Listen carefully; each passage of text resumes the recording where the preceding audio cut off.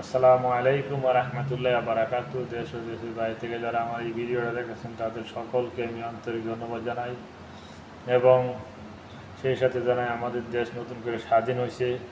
এই স্বাধীন উপলক্ষে আমি ছোট্ট একটা ভিডিও আপনাদের মাঝে তুলে ধরলাম।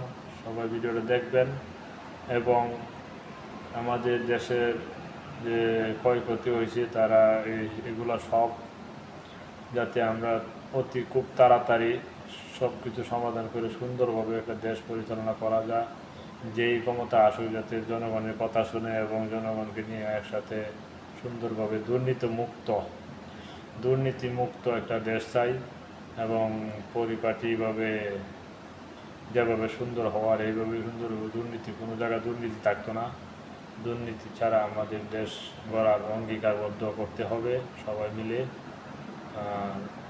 যে সরকারি আসুক